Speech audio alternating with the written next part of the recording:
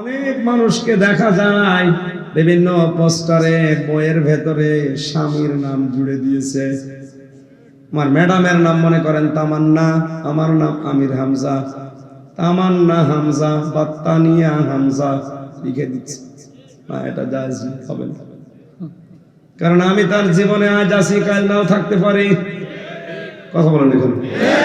আর যদি আজকেই তালাক হয়ে যায়, ওর সাথে দেখা করা পর্যন্ত আমার আরো জোরে জানে আমার সাথে আমার মেয়ে মাওয়া, মাওয়ার নাম আমার সাথে যোগ করা লাগবে, মাওয়া বিনতে হামজা। কথা বলেন দেখেন। আপনারা এই মাসলাটা সংশোধন করে নেবেন।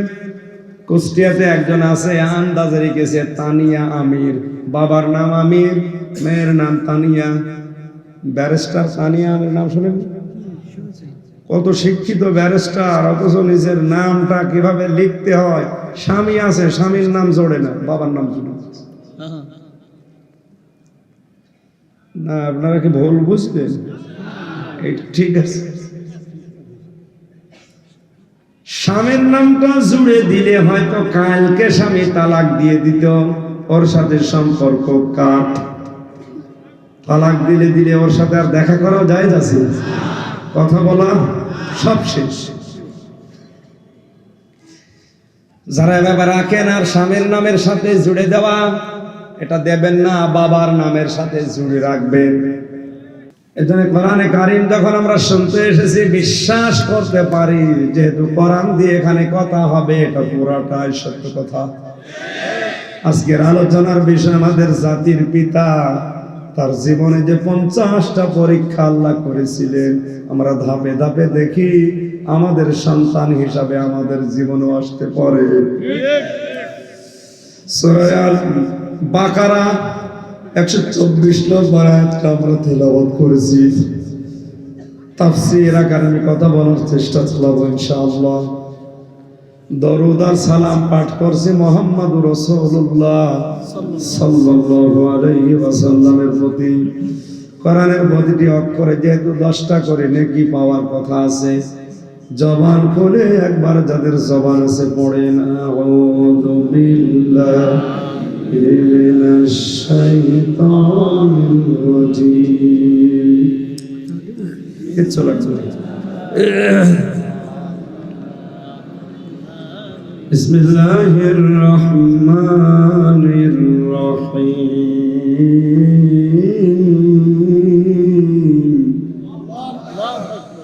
وَإِذِ ابْتَلَى إِبْرَاهِيمَ رَبُّهُ بِكَلِمَاتٍ فَأَتَمَّهُنَّ। আল্লাহ পাক বলেন, স্মরণ করো ওই সময়ের কথা যখন তোমার রব ইব্রাহিম আলাইহিস সালামকে কয়েকটা বাক্য দ্বারা পরীক্ষা করেছিলেন, তিনি প্রতিটি পরীক্ষায় উত্তীর্ণ হয়েছিলেন। জোরে বলেন সুবহানাল্লাহ। আমরা এমন বাবার সন্তান যে বাবা জীবনে কোনো পরীক্ষায় ফেল করেননি। মিল্লাতা আবিকুম ইব্রাহিম হুয়া সাম্মাকুমুল মুসলিমিন। আল্লাহ পাক বলেন, তোমাদের জাতির পিতা হিসাবে আমি ঘোষণা দিয়ে দিলাম ইব্রাহিম আলাইহিস সালামকে। কিয়ামত পর্যন্ত এই লকব আর কেউ নিতে পারবে না। যদি কেউ জোর করে নেয় তাহলে কোরআনের বিরুদ্ধে তার অবস্থান।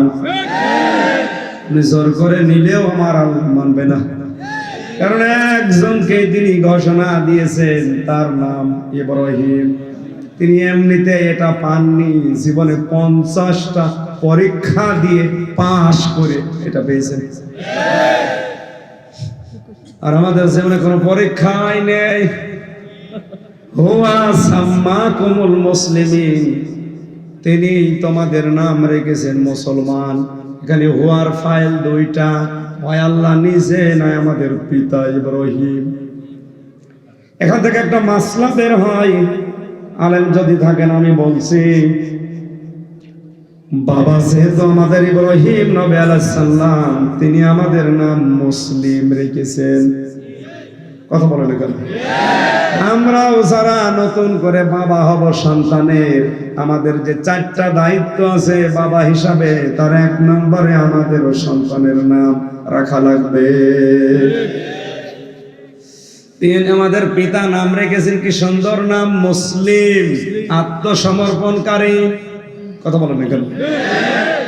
আমাদেরও তার সন্তান হিসাবে সন্তানদের নাম এমন ভাবে রাখা লাগবে যেই নামের অর্থের ভেতরে আল্লাহর বিধানের সামনে মাথা নত করা থাকে। এমন নাম রেখে দিয়েছে আল্লাহ রসুলের কোনো গন্ধ নেই। বল্টু, এখানে বল্টু নামে কি আছে? নাম পাল্টিয়ে ফেল। হাসির খোরাকি আমি দেয়নি, যদিও হাসির জন্য আপনারা হাসতেছেন। এখানে একটা শিক্ষা আছে, ভালো করে মনে রাখবেন। কিয়ামতের দিন কিন্তু আপনার বাবার নাম ধরে আল্লাহ আপনাকে ডাকবে। কি কথা বলেন? উদউহুম লিআবাইহিম, তোমাদেরকে ডাকা হবে কিয়ামতে তোমাদের বাবার নাম ধরে। অনেক মানুষকে দেখা যায় বিভিন্ন পোস্টারে, বইয়ের ভেতরে স্বামীর নাম জুড়ে দিয়েছে। আমার ম্যাডামের নাম মনে করেন তামান্না, আমার নাম আমির হামজা, তামান্না হামজা বা তানিয়া হামজা লিখে দিচ্ছে। না, এটা জায়েজ হবে না, কারণ আমি তার জীবনে আজ আছি, কাল নাও থাকতে পারি। কথা বলেন এখন। আর যদি আজকেই তালাক হয়ে যায়, ওর সাথে দেখা করা পর্যন্ত আমার আরো জোরে, আমার সাথে আমার মেয়ে মাওয়া, মাওয়ার নাম আমার সাথে যোগ করা লাগবে, মাওয়া বিনতে হামজা। কথা বলেন দেখেন। আপনারা এই মাসলাটা সংশোধন করে নেবেন। কুষ্টিয়াতে একজন আছে, আন্দাজে রেখেছে তানিয়া আমির, বাবার নাম আমির, মেয়ের নাম তানিয়া। ব্যারিস্টার তানিয়া আমির নাম শুনেন? কত শিক্ষিত ব্যারিস্টার, অথচ নিজের নামটা কিভাবে লিখতে হয়। স্বামী আছে, স্বামীর নাম জোড়ে না, বাবার নাম জোড়ে না। আপনারা কি ভুল বুঝলেন? ঠিক আছে, স্বামীর নামটা জুড়ে দিলে হয়তো কালকে স্বামী তালাক দিয়ে দিত, ওর সাথে সম্পর্ক কাট। তালাক দিলে ওর সাথে আর দেখা করাও জায়েজ আছে? কথা বলা সব শেষ। যারা এভাবে রাখেন আর স্বামীর নামের সাথে জুড়ে দেওয়া, এটা দেবেন না, বাবার নামের সাথে জুড়ে রাখবেন। বাবার দায়িত্ব 4টার ভেতরে প্রথমেই তার অর্থবোধক একটা নাম দেবেন, যে নামের ভেতরে পাওয়া যায় যে আল্লাহর বিধান শুনলেই সে যেন মাথা নত করে। বাবা আমাদের নাম দিয়েছেন মুসলিম। কথা বলি, আমরা আল্লাহর বিধানের সামনে মাথা নত করি, আত্মসমর্পণ করি। মনে রাখেন, দুনিয়ায় যদি একবার কোন নাম পড়ে যায়, মরণের আগ পর্যন্ত কিন্তু নাম আর মোছে না। কারণ নাম যদি হয়ে যায় তেলামিয়া মনে করে, কিয়ামতের আগে তেলা আর কাটবে না। আমি জেল থাকা অবস্থায় আমার দাদা ইন্তেকাল করেছিল, 7 দিন পরে জানলাম দাদা মারা গেছে। বেঁচে থাকা অবস্থায় একটা গল্প শোনাতেন নাতি। একজনের নাম নাকি ছিল ফ্যানসাটা, গরিব মানুষ, ওই নামে মানুষ ডাকত। এখন ধনী হয়ে গেছে, এলাকায় তার একটা মান সম্মান আছে, বলছে আমি এর নাম রাখবো না, পাল্টাবো। এলাকার লোকজনকে গরু ছাগল জবাই করে খাওয়িয়েছে। চেয়ারম্যানকে ডাক দিয়েছে, আমার নাম পাল্টিয়ে দেন। চেয়ারম্যান বলছে, ভাইরা আমার, বোনেরা আমার, লোকটা এতদিন গরিব ছিল, এই জন্য আমরা এই নামে ডাকতাম। এখন ধনী হয়ে গেছে, ও নামে আর ডাকা যাচ্ছে না। আমি প্রতিনিধি হিসাবে লোকটার নাম আজ পাল্টিয়ে দিলাম। ওর নাম আজকে দেখি মধু চাটা। লোকটা মাইক হাতে নিয়ে বলে, ভাইরা আমার, বোনেরা আমার, আমার গরু ছাগলও গেল, এলাকার লোকও খেল, আমার নামও পাল্টাইলো, নাম থেকে চাটাটা আর গেল না। আগে ছিল ফ্যান চাটা, এখন হলো মধু চাটা। নাম কিন্তু পাল্টাই না। কথা বুঝতেছেন? অর্থবোধক নাম রাখবেন ছোটবেলা থেকে, আলেমদের জিজ্ঞাসা করে নেবেন। হযরত ইব্রাহিম আমাদের জাতির পিতা হিসাবে নাম রেখেছেন মুসলিম। আল্লাহ রাব্বুল আলামিন বলেন, তোমাদের এই পিতাকে আমি পরীক্ষা করেছিলাম 50টা, জীবনের প্রতিটা পরীক্ষায় পাশ করার পরে আমি আল্লাহ খুশি হয়েছিলাম। ক্বালা ইন্নী জাইলুকা লিন্নাসি ইমামা।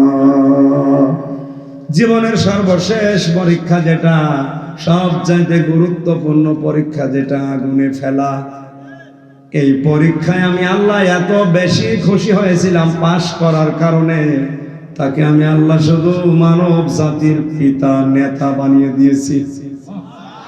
শুধু মুসলিম জাতি না, লিন্নাসি ইমামা, লিল মুসলিমিনা ইমামা কোরআনে নেই। আল্লাহ বলেন পুরা মানব জাতির জন্য তোমাকে আমি নেতা বানিয়ে দিলাম। হযরত ইব্রাহিম সঙ্গে সঙ্গে বলেছিলেন, মালিক তুমি কি আমাকে নেতৃত্ব দেওয়ার গুণাবলী আমাকেই দিলেন, আমার সন্তানাদি দুনিয়ায় যারা আসবে তারাও এই গুণাবলী পাবে, তারাও নেতৃত্ব দিতে পারবে। হযরত ইব্রাহিম জবাব দিয়েছিলেন, হে আল্লাহ তুমি আমাকে জবাব শোনাও যে আমার সন্তানরা কি রাজনীতি করতে পারবে, তারা নেতৃত্ব দিতে পারবে, নেতা হতে পারবে? আল্লাহ সঙ্গে সঙ্গে জবাব দিয়েছেন, ক্বালা লা ইয়ানালু আহদিজ যালিমিন। হ্যাঁ, তোমার সন্তানাদি যারা কিয়ামত পর্যন্ত আসবে এরাও নেতৃত্ব দিতে পারবে, রাজনীতি করতে পারবে, কিন্তু কোন জালেমের জন্য আমার ওয়াদা নেই। এই আয়াত দিয়ে তাফসীরে ফি জিলালিল কোরআন সাইয়্যিদ কুতুব প্রমাণ করেছেন জালেমদের জন্য রাজনীতি করা হারাম। কারণ জালেমরা শুধু জালেম না, ওরা আল্লাহর মামলার আসামি।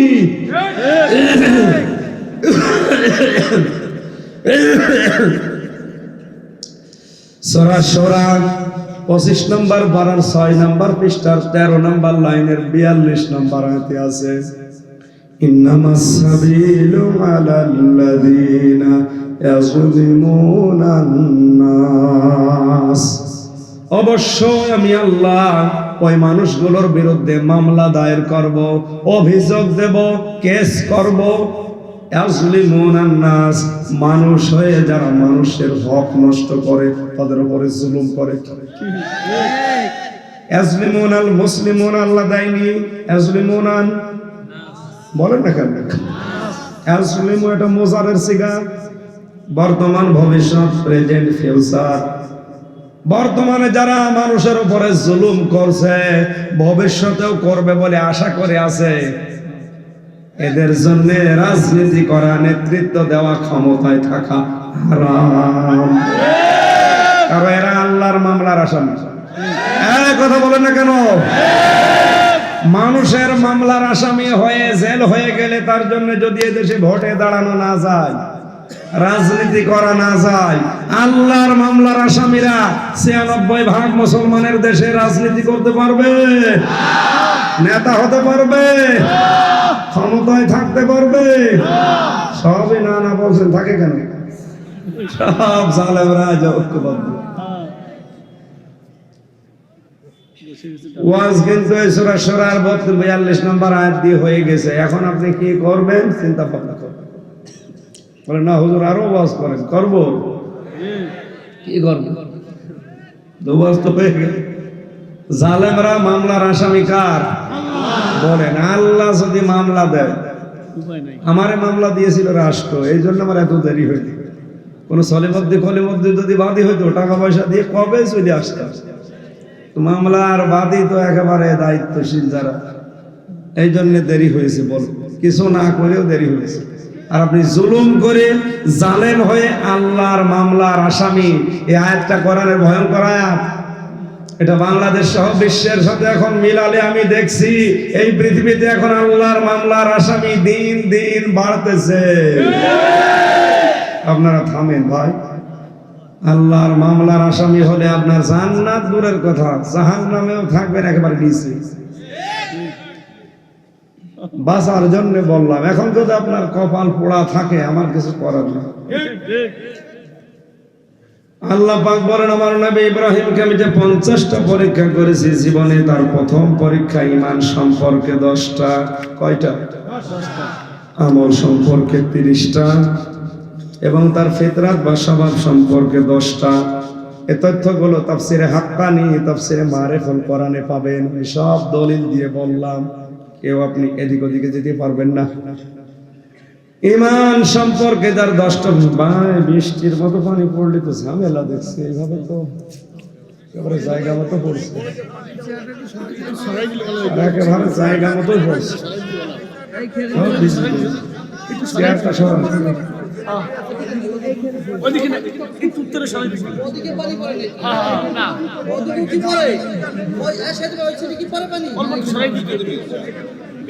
পরীক্ষায় সূরা আনআমের ৭৬ থেকে ৭৮ নম্বর আয়াত পর্যন্ত আল্লাহ কোরআনে শুনিয়েছেন। হযরত ইব্রাহিম আলাইহিস সালাম প্রথমে পরীক্ষার সম্মুখীন হয়েছিলেন তারকা দিয়ে। কি দিয়ে? এরপরে চন্দ্র দিয়ে, এরপরে সূর্য দিয়ে। সব পরীক্ষায় তিনি উত্তীর্ণ হয়ে বলেছিলেন, আমি মুক্ত হয়ে গেলাম, মুখ ফিরিয়ে নিলাম। তোমরা যাদের কাছে আত্মসমর্পণ করেছো, এই তারকা, চন্দ্র, সূর্য সব ডুবে যায়। ডুবে যাওয়া জিনিসকে আমি পছন্দ করি না। আজ দুনিয়ায় আমরা যাদেরকে প্রভু বানিয়ে রেখেছি, ওরা পৃথিবীতে থাকবে না, ডুবে যাবে। সুতরাং দাদাদেরকে যারা প্রভু বানিয়ে রেখেছে, এরাও ডুববে। আমার বিশ্বাস এই কারণে হয়, যারা বাবরি মসজিদকে ভেঙে টুকরা টুকরা করেছে, তাদের দেশকে আল্লাহ টুকরা করে দেবে। আপনি যাই মনে করেন। এই জন্য দুনিয়ার কাউকে আমরা প্রভু হিসাবে মানি না। আমাদের পিতা আমাদেরকে এই শিক্ষায় দিয়েছিলেন। কথা তো যদিও নরম ভাষায় বলছি, কত দূর যাচ্ছে যারা মাঝে মগজ আছে টেপেছে। কথা বলেন না কেন? আমাদের ইমানের পরীক্ষায় যারা ডুববে, শেষ হয়ে যাবে, তাদের কাছে আমাদের কোনো ভরসা নেই। হযরত ইব্রাহিম শেষ পর্যন্ত বলেছিলেন, ইন্নী ওয়াজ্জাহাতু ওয়াজহিয়া লিল্লাযী ফাতারাস সামাওয়াতি ওয়াল আরদা হানিফা ওয়া মা আনা মিনাল মুশরিকিন। সবাই বলেন আল্লাহু আকবার। অবশ্যই আমার এই চেহারা, আমার এই মুখমণ্ডল, আমার এই দেহ আমি ঘুরিয়ে দিলাম ওই আল্লাহর দিকে, যিনি আসমান আর জমিন বানিয়েছেন। হানিফা, আমি একনিষ্ঠভাবে ঘুরিয়ে দিলাম। ওয়া আনা মিনাল মুশরিকিন, আমি মুশরিক না, আমি শিরিক করি না তোমাদের মতো।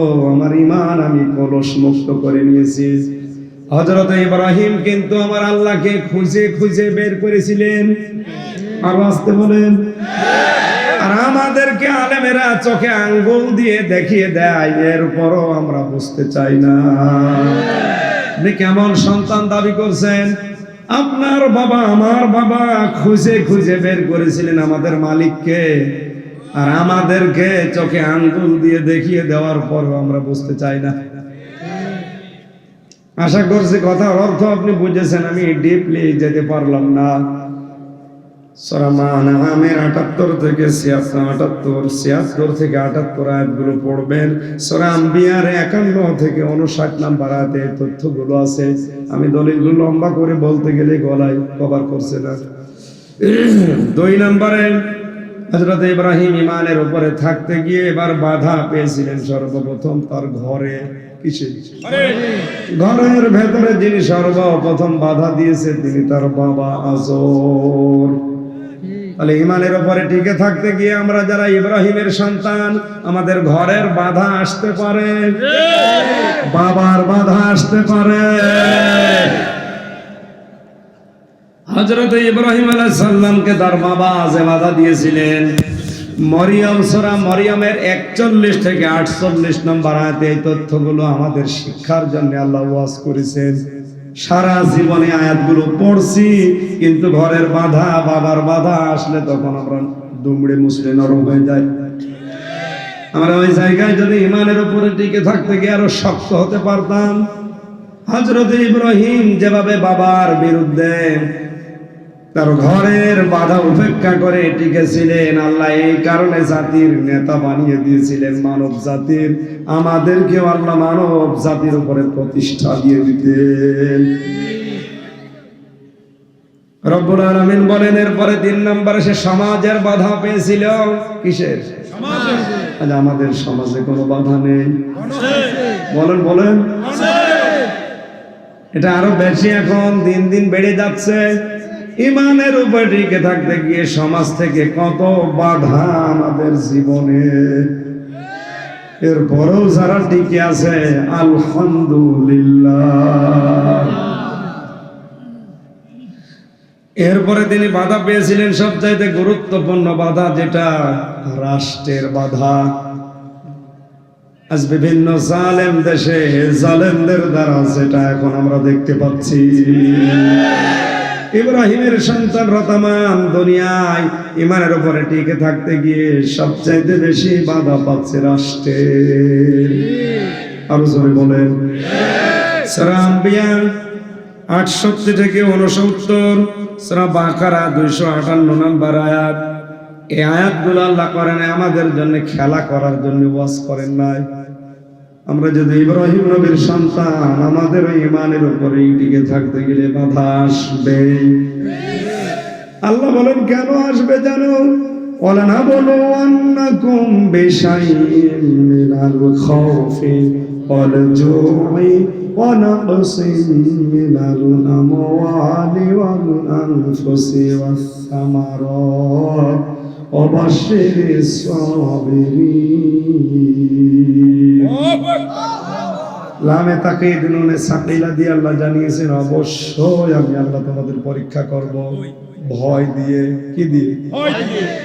আজ দুনিয়ায় সবাই আমাদের ভয় দেখাচ্ছে, ঠিক? এই কথা বলে দেখেন।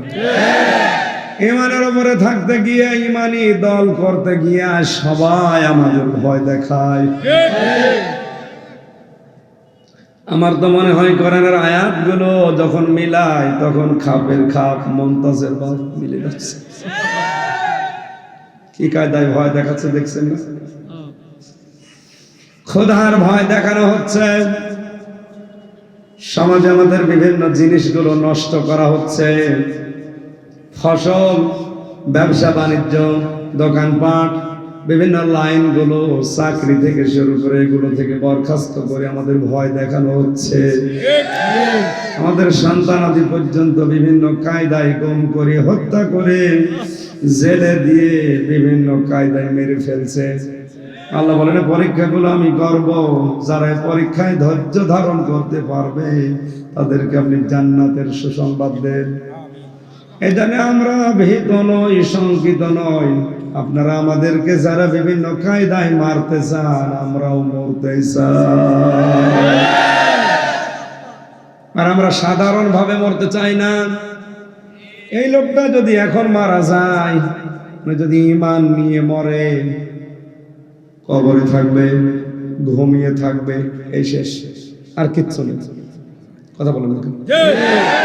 কিন্তু আমরা যদি শাহাদাতের মরণ পাই, যেটা সারা জীবন হযরত ওমর দোয়া করতেন, আল্লাহুম্মা ইন্নী আসআলুকা শাহাদাতান ফি সাবিলিক। আল্লাহ তোমার কাছে আমি একটাই জিনিস চাই, তুমি আমাকে শাহাদাতের মরণ দিও। কারণ তারা রাসূলের মুখে শুনেছিলেন শাহাদাতের মরণ হলে বিনা হিসাবে, বিনা বিচারে আল্লাহ জান্নাত দিয়ে দেয়। এনে যদি শাহাদাতের মরণ পায়, কবরে যাওয়ার পর উনি আর ইনার মতো ঘুমাবে না। যদিও দুইজনেরই ঈমান নসিব হয়েছে, কিন্তু সাধারণভাবে মরার কারণে উনি ঘুমিয়ে থাকবে কিয়ামত পর্যন্ত। আর এই লোকটা ঘুমাবে না, মরণের পরেই কবরে দিয়েই আমার আল্লাহ ওনাকে খাবার খাওয়াবে। ফালা তাহসাবান্নাল্লাযীনা কুতিলু ফী সাবিলিল্লাহি আমওয়াতা বাল আহইয়াউন ইনদা রাব্বিহিম ইউরযাকুন। সূরা আলে ইমরান 4 নম্বর পারা 11 নম্বর পৃষ্ঠার 9 নম্বর লাইনে আছে, আল্লাহ পাক বলেন, কোন মানুষকে আমি আল্লাহর রাস্তায় জীবন দিতে দেখলে তোমরা মৃত বলবা না। কারা জীবিত? শুধু জীবিতই না, ওরা আমি আল্লাহর কাছে খাবার খায়। মাদারীপুর বাসী মানুষ ঘুমিয়ে থাকলে খাবার খাওয়া লাগে, কথা বলে দেখেন, খাবার খাওয়া লাগে জাগা থাকলে। তার মানে শাহাদাতের মরণ পেয়ে যদি কেউ কবরে যায় আর ঘুমাবে না, মরেও যাবে না, ও তো জীবিত এবং জেগে থাকবে। আর জেগে থাকলে খাবার খাওয়া লাগে, যেন আল্লাহ নিজে তাকে খাওয়াবে। খাবার খেলে মানুষের রক্ত গোশত তৈরি হয়। কি শহীদ যারা গুম হয়ে আছে, যারা এই বাংলাদেশে যারা গুম হয়ে আছে, যাদেরকে শহীদ করা হচ্ছে, এই মানুষগুলোর জীবন সফল এবং ধন্য।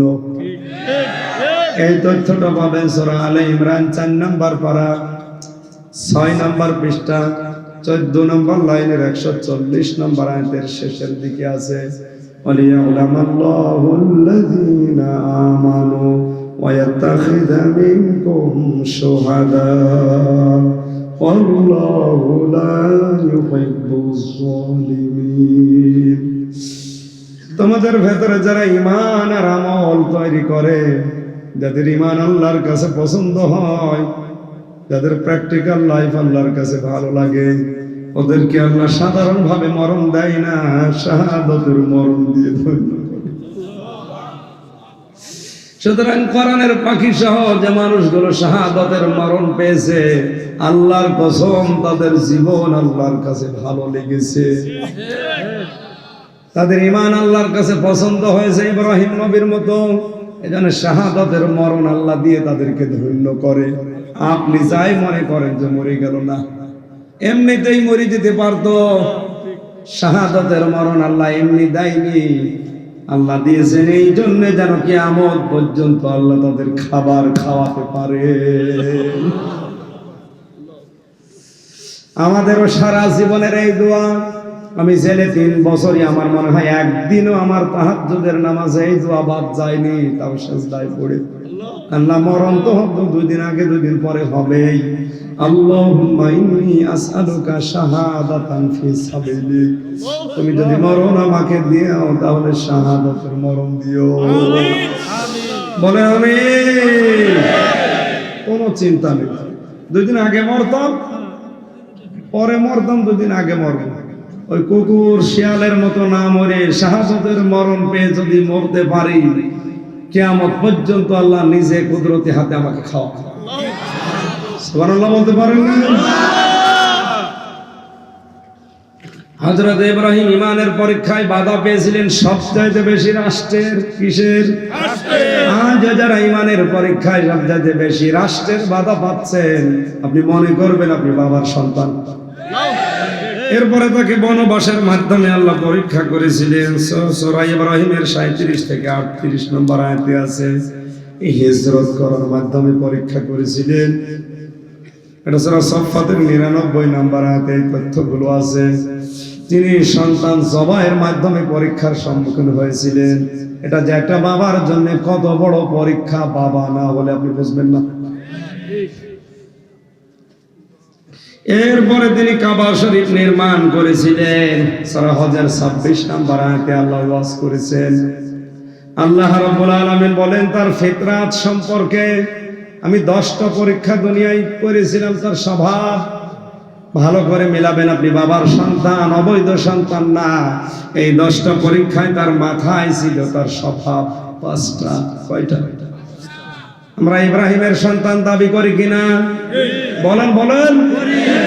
1 নম্বরে আমাদের ইব্রাহিম নবী আলাইহিস সালামের মাথায় তিনি 5টা স্বভাব কায়েম করেছিলেন। তার ফিতরাত, তিনি নাকে পানি দিতেন। কিসে? নাকে। 24 ঘন্টার ভেতরে 5 থেকে 6 বার যদি কেউ নাকে পানি দিতে থাকে, যত জানগুলো দিনে রাতে আপনার নাক দিয়ে প্রবেশ করে আল্লাহ ওটা ধুয়ে মুছে পরিষ্কার করে দেয়। এটা ওযুর মাধ্যমে সম্ভব। এরপরে তিনি কুলি করতেন। মুখের ভেতরে 24 ঘন্টা বিভিন্ন জাত ঘোরাঘুরি করে, কলি করার দ্বারা আল্লাহ এগুলো বের করে দেয়। এই জন্য কলি করা 3 বার অজুর সময় এমনিতেই সুন্নত করা হয়নি। এরপরে বেশি তিনি মেসাক করতেন। যদি এটা ছোট জিনিস মনে হচ্ছে, অনেক বড় জিনিস। মেসাক যদি কেউ করে, আমার আল্লাহ নিজে তার উপরে রাজি হয়ে যান। এরপরে তার স্বভাব ছিল তিনি দাড়ি আর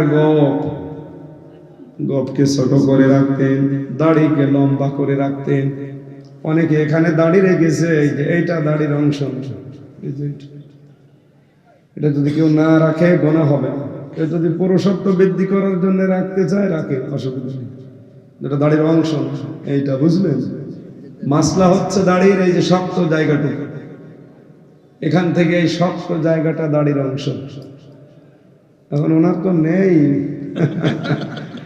আমার জেলে যাওয়ার পরে কিছু বেরিয়েছে, আগে তো উঠতো না, কারণ ওখানে তো দাড়ি গোপ কাটার ব্যবস্থা খুব কম। 3-4 মাস পরে একবার আসে নাপিত, তাও সিরিয়াল পেলে হইলো না, আবার 3 মাস পেছিয়ে গেল। এই কারণে একটু বেরিয়েছে। আমি তার চাষা মাসা করি না জীবনে, এই যা হয়েছে শুকরিয়া। কিন্তু মোষ কাটার জন্য ওখানে সমস্যা, মোষ কাটার জন্য কাইসি পাওয়া যায় না, কেসি দেয় না, ব্লেটও দেয় না।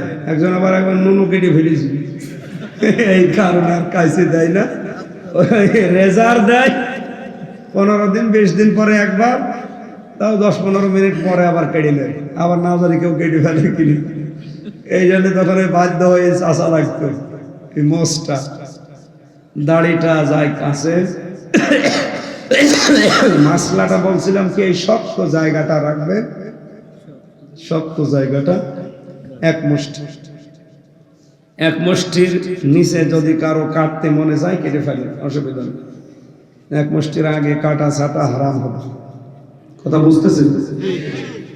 আশা করছি দাড়ি রেখে দেবেন। ইব্রাহিম আলাইহিস সালাম এরপরে তিনি তেল ব্যবহার করতেন। দেখেন এই 5টা মাথার ভেতরে এই 5টা জিনিস তিনি কায়েম করেছিলেন। এরপরে তার শরীরের ভেতরে আরো 5টা তার ফিতরাত, তার স্বভাব ছিল। তিনি খাতনা করেছিলেন। কি করেছিলেন? ওই জন্য মুসলমানদের সন্তান যারা, আমরা ইব্রাহিম নবীর সন্তান, খাতনা করবেন। এখন শিক্ষা ব্যবস্থা একটা জিনিস দেখলাম, ছেলে থেকে মেয়ে, মেয়ে থেকে ছেলে, শরীফ থেকে শরীফা, সাগর থেকে সাগরী। এই চ্যাপ্টার গুলো পড়লে যেটা বোঝা যাচ্ছে, সামনে নাকি আর খাতনা করা লাগবে না। এখন তো গভীর একটা ষড়যন্ত্র। আমাদের পিতা ইব্রাহিম নবী আলাইহিস সালাম খাতনা করেছিলেন। আপনি যদিও আমাদেরকে ছেলে থেকে মেয়ে বানানোর একটা পায়তারা করছেন, পারবেন না। আমরা আগে খাতনা করে মুসলমান হই। আমি কথা ডিপলি যেতে পারলাম না, বুঝতেছেন? এরপরে তিনি নাভির নিচের পশম পরিষ্কার করতেন, ঢেলা কলুপ ব্যবহার করতেন, নখ কেটে ফেলতেন, আর বগল পরিষ্কার করতেন। এই 10টা তার স্বভাব ছিল, ফিতরাত ছিল। সন্তান হিসাবে আমরাও যেন পাই, বলেন আমিন। 30টা পরীক্ষা করেছিলেন আল্লাহ তার আমল সম্পর্কে, কাজ সম্পর্কে। কি সম্পর্কে? আল্লাহ তাকে যে পরীক্ষাগুলো দিয়েছিলেন সূরা তাওবার ভেতরে আছে 10টা। 112 নম্বর আয়াতে পাবেন। সূরা আহজাবের ভেতরে আছে 35 নম্বর আয়াতে 10টা। সূরা মুমিনুনের 1 থেকে 10 নম্বর আয়াতে আছে 10টা। এই 30টা পরীক্ষা ইব্রাহিম আলাইহিস সালামের পুরা জীবন জুড়ে ছিল। এবার একটা একটা করে পরীক্ষাগুলো আমাদের জীবনে আমরা যদি সন্তান দাবি করি মিলাবো ইনশাআল্লাহ। আল্লাহ রাব্বুল আলামিন বলেন, আমার নবী ইব্রাহিম আলাইহিস সালামকে যে আমল সম্পর্কে পরীক্ষা করেছিলাম, তার প্রথম আমল ছিল তিনি তাওবাকারী ছিলেন। কি কারী? তাওবা কাকে বলেন? তাওবার 3টি অর্থ আছে, শর্ত মেনে তাওবা করা লাগে। 1 নম্বরে আপনাকে বলা লাগবে যে আল্লাহ আমি অপরাধী। কথা বলেন না কেন? এটা যে দেশে উল্টিয়ে গেছে, বিভিন্ন দরবারে গেলে পীর সাহেবাকে তাওবা করিয়ে দিচ্ছে যে বল আস্তাগফিরুল্লাহ, অথচ এটা তাওবার একটা বাক্য। তাওবা মানে আমাকে অপরাধ স্বীকৃতি দেওয়া লাগবে। অথচ এই দেশে হাতে নাতে ধরা পড়ার পর স্বীকার করে না। এই কথা বলে না, বাস্তব অর্থে টাকা ধরা পড়ে, এই কথা বলে না। ব্রিজ খেয়ে ফেলে ধরা পড়ে গেছে, রাস্তা খেয়ে ফেলেছি ধরা পড়ে গেছে, ভেজাল গম নিয়ে অনেকে ধরা পড়েছে, এরপরেও স্বীকার করতে রাজি না। যদি এই তাওবা আমাদের দেশের মানুষ আমরা করতে পারতাম আর এভাবে বোঝাতে পারতাম যে তাওবার প্রথম শর্ত কিন্তু স্বীকৃতি দেওয়া, 2 নম্বরে অনুশোচনা করা, অনুতপ্ত হওয়া, 3 নম্বরে জীবনের মতো ওই কাজ থেকে ফিরে আসা। এখন এই তাওবা আপনি করবেন কখন? কখন? না, তাওবা করার জন্য প্রধান হচ্ছে 2টা শর্ত, আর সময় হচ্ছে একটা সময় মেনটেন করা লাগবে, আর 2টো শর্ত পূরণ করা লাগবে। এদিকে তাকান, খুব গুরুত্বপূর্ণ বিষয়, সারা জীবন আমরা পড়েছি, এভাবে না। তাওবার জন্য শর্ত কয়টা? 2টা, প্রধানত 2টা, আরো জোরে 2টা, সময় একটা।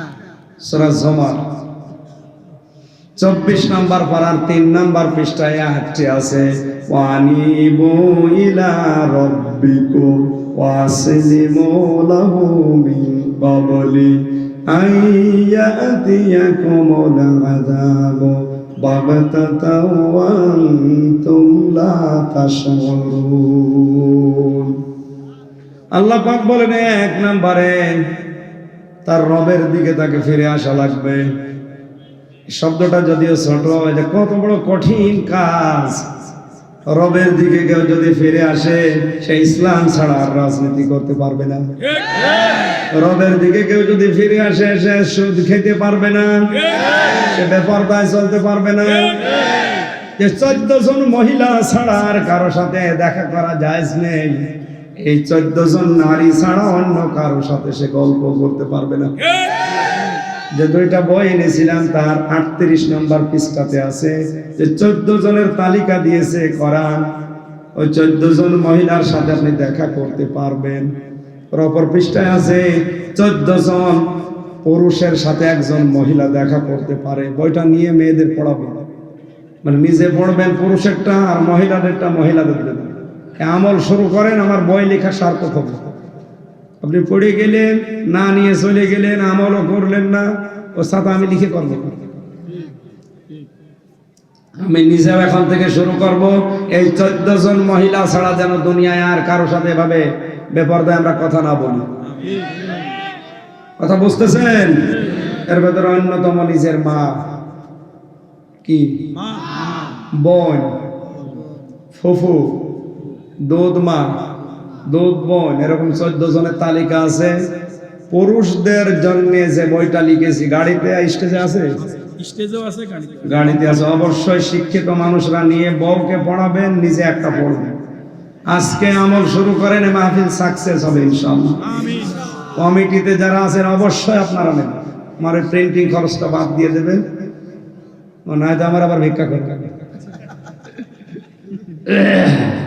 তাওবার প্রথম শর্ত এটা মানা কি অত সহজ? যে আল্লাহর দিকে ফিরে আসলে অনেক কিছু হারানো লাগবে, এমনকি মন্ত্রিত্ব বাদ দেওয়া লাগতে পারে। আপনি তওবা করে বসে আছেন আস্তাগফিরুল্লাহ, আর এটা তো বাক্য, চামড়ার মুখ, ও সবাই বলে। তওবা করার নিয়ম আল্লাহর দিকে ফিরে আসা লাগবে, আসলিমু, আত্মসমর্পণ করা লাগবে আল্লাহর বিধানের সামনে। এটা আরো কঠিন। কেউ যদি তওবা করে, তার বউ জীবনে আর বেপরদায় চলবে না। বলেন বলেন।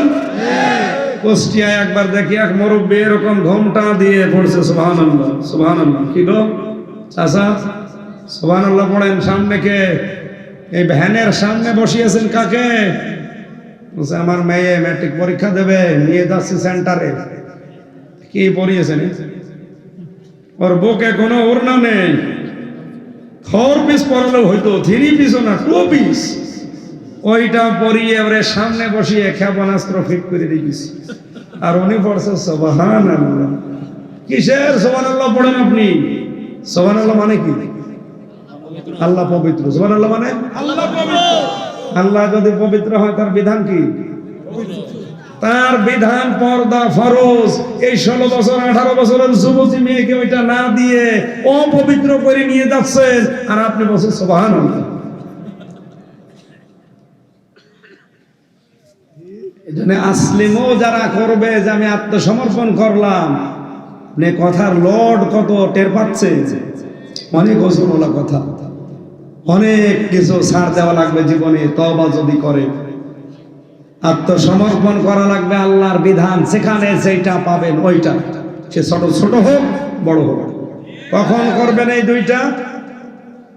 মিন ক্বাবলি আইয়াতিয়াকুমুল আযাবু বাগতাতা ওয়া আনতুম লা তাশউরুন। ওই আযাব আসার পূর্বে যখন আর তোমাদেরকে সময় দেওয়া হবে না, সে আযাবের নাম মরণ। সে আযাবের নাম কি? মৃত্যু। আরো জোরে, মরণ কি আসবে 41 সালে? ওরা যারা 41 সাল টার্গেট দেয় ওরা মরণ বিশ্বাস করে। আমি বসে আছি, দাঁড়াতে পারবো এই গ্যারান্টি আমার হাতে নেই, আমি আন্দাজে টার্গেট দিয়ে দিলাম। জানি এই বিশ্বাস করা লাগবে যে আমি বসে আছি, নাও দাঁড়াতে পারি, তওবা আমার দাঁড়িয়ে না, এক্ষুনি করা লাগবে। কখন বলেন? কখন? এক্ষুনি বলেন। কখন? তাহলে জীবনের অপরাধগুলো স্মরণ করেন, একটা একটা করে 30টা বলতে গেলে আমার গলা ব্যথা করছে, আমি আর পারছি না। এই 30টা আপনারা আয়াত নাম্বার পার নাম্বার বলে দিয়েছি, বাড়িতে যে মিলিয়ে দেখবেন হচ্ছে কিনা। এই প্রথমটা আমাদের ইব্রাহিম নবীর জীবনে যেটা ছিল আমরা পালন করি। আস্তাগফিরুল্লাহ আহা রাব্বি মিন কুল্লি যামবি ওয়া আতুবু ইলাইহি লা হাওলা ওয়ালা কুওয়াতা ইল্লা বিল্লাহিল আলিয়্যিল আযীম। জীবনের অপরাধগুলো এই মুহূর্তে স্মরণ করে আমি স্বীকার করছি যে আমি আসলে অপরাধ, আমি অনুতপ্ত। আমি সেদিন কক্সবাজারের রুকিয়াতে একটা মোনাজাত করেছিলাম, হাজার হাজার মানুষ, কোনো আলেম বাদ যায় না, সবাই কান্নাকাটি করেছে। কারণ মন থেকে আবেগ নিয়ে যদি কিছু বলা যায়, মানুষের চোখের পানি রাখতে পারে না। আজকে আমরা ওই তওবার মাধ্যমে জীবনের অপরাধ স্মরণ করে অনুতপ্ত হয়ে জীবনে আর কোনোদিন অপরাধে যাব না বলে দৃঢ় সিদ্ধান্ত নিয়ে ফিরে এসে মোনাজাতে যাচ্ছে। আমি মাপ চেয়ে শেষ করতে পারছি না। বইটা নিয়ে যাবেন, যাওয়ার সময় আগামীতে আসলে কথা বলবো। আল্লাহুম্মা আমিন। বাম পাশে শিখদের বিলা, ওখানে আছে আর স্টেজে আছে।